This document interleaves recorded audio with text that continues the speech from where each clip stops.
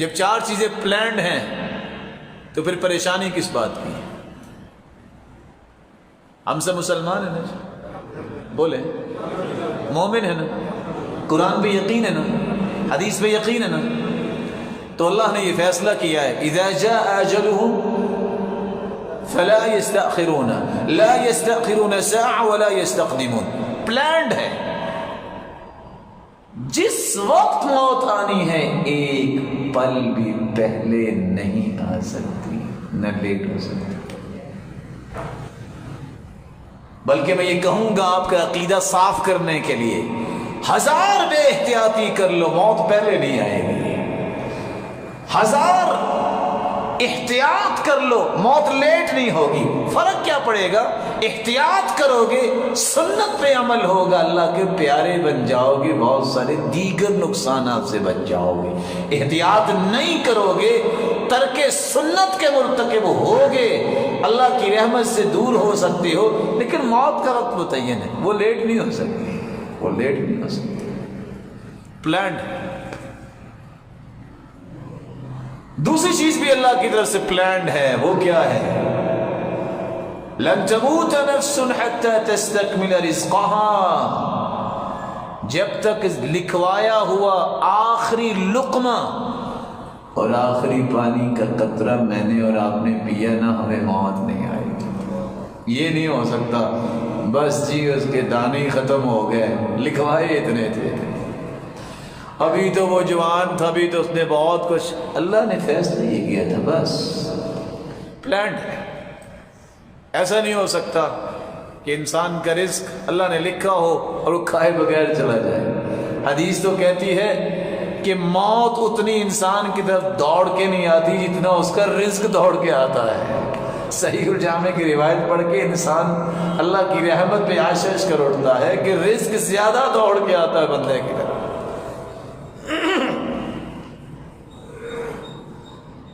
نصیبك يصيبك ولو كان تحت الجبلين وما لا نصيبك لا يصيبك ولو كان تحت اليدين. جو تیری قسمت میں اللہ نے لکھ دیا ہے پہاڑوں کے نیچے بھی ہوگا، اللہ تجھے عطا کر دیں گے. جو تیری قسمت میں نہیں ہے تیرے ہاتھوں میں ہوگا تو منہ تک لے جا ہی نہیں سکے گا. کتنے ایسے مواقع ہیں لوگ کہتے ہیں بس وہ لقمہ ہی اٹھایا ہے تو کھا نہیں سکا، بات ہو گیا ہے. دو چیزیں پلانڈ. تیسری بات وہ بھی پلانڈ ہے، کس جگہ اس نے فوت ہونا ہے طے شدہ ہے. ان اللہ اذا اراد ان يقبض روح احدهم جعل له فيها حاجه. اللہ جب کسی کی روح قبض کرنا چاہتے ہیں، جہاں قبض کرنی وہاں اس کا کوئی کام رکھ دیتے ہیں. وہ جاتا اپنے کام پہ ہے، اپنی ضرورت پہ ہے، روح قبض کر لیتے ہیں. آپ نے دیکھا ہوگا کتنے لوگ کہتے ہیں نہیں نہیں نہیں میں نے سعودیہ نہیں چھوڑنا، میں پاکستان چلا کر تو موت آ جائے گی. اللہ کی حکمت 20 سال نہیں آئے، جو ہی پاکستان آئے اگلے دن فوت ہو گئے. کون روک سکتا ہے؟ پلانڈ ہے آپ نے کہاں فوت ہونا ہے. اور چوتھی چیز بھی پلانڈ ہے، کس سبب سے فوت ہونا ہے. کسی کو اللہ بغیر سبب سے بھی فوت کر دیں گے. یہ تو میرے اور آپ کے لیے باتیں ہیں، سبب ہوگا، بیماری ہوگی، اللہ تعالیٰ سب کی حفاظت فرمائے، پھر بے ہوش ہو جائے گا، اچھا پھر آئی سی یو وارڈ میں چلا جائے گا، اچھا پھر آکسیجن لگے گی. یہ ساری چیزیں تو نکمے انسان سوچتے ہیں. اس مالک کی قدر کو پہچانتے ہو تو یقین سے کہہ دیں وہ تو بولتے بولتے بھی روح کھینچ سکتا ہے. اس نے کس سے پوچھنا ہے؟ من لم يمت بالسيف مات بغيره تعددت الاسباب والموت واحد. کوئی تلوار سے مرتا ہے، جو تلوار سے نہیں مرتا وہ گھر چارپائی میں فوت ہو جاتا ہے. اسباب مختلف ہے، موت تو ایک ہی ہوتی ہے.